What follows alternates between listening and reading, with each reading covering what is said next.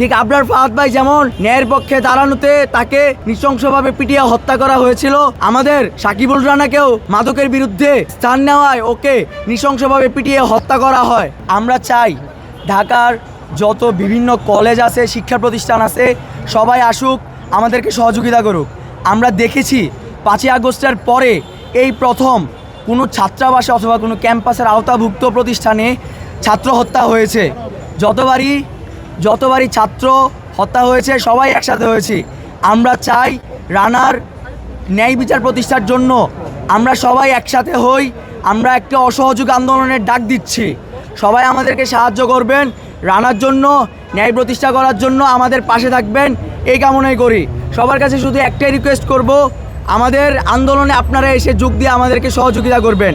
আমরা চাই সাকিবুল রানা হত্যার বিচার হোক, দোষীদেরকে আইনের আওতায় এনে দৃষ্টান্তমূলক শাস্তি দেওয়া হোক, যাতে ভবিষ্যতে এমন কোনো সাকিব আর না মারা যেতে হয়, আর কোনো মায়ের কুল যাতে খালি না হয়।